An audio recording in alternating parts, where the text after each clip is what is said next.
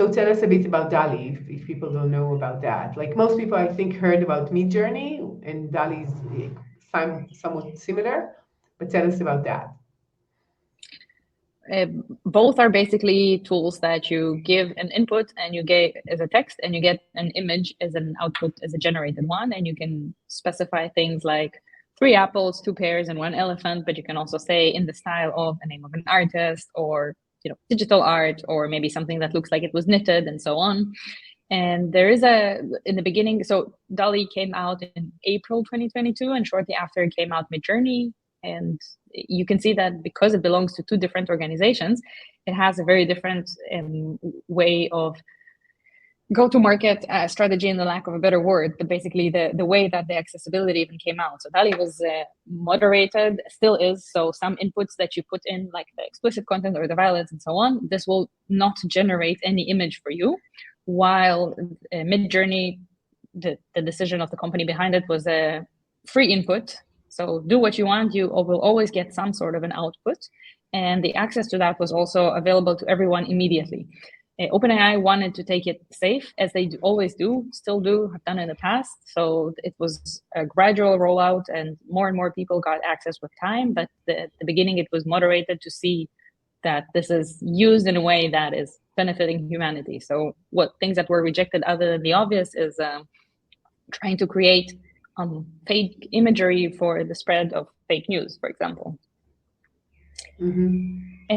Now that we're almost 1 year later, we are obviously in a very different place and a very different adoption type of the two, and so on. So DALI is still a website that you can go to, link your credit card, and do everything. Midjourney, you have to either use the Discord or maybe run it locally. So there's a lot more ways of using it. There's a very big and active community around that. But there's also lots of different legality, let's say, around that. And still figuring out kind of who owns what and so on. So let's see.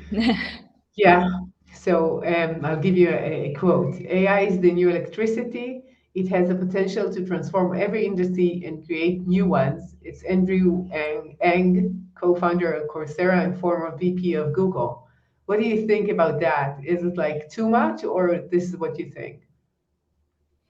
I do share the sentiment. Whether this is the new electricity or the new computer, this is something that will be in everybody's house, in everybody's life, in everybody's device, communication device, call it a phone, call it a transporter, whatever. This will be something that will be part of our everyday life for sure. This will transform everything on our personal, professional life, and everything. Yeah, I definitely agree with that. I'm on the same team. We said, you mentioned several times, it needs to be safe, it needs to benefit human society, so forth. What is like the worst case scenario when we're thinking about what is not safe?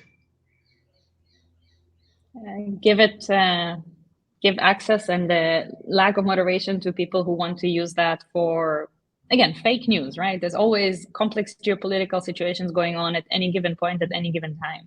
Right now, for example, you want to create fake imagery to either you have a favorite side in the war between Ukraine and Russia, create the fake content, fake image, fake news for the side that you want against the side that you don't want, and you will escalate things in a very awful way that will cost many lives. So this is one very bad thing that can be done and should be avoided.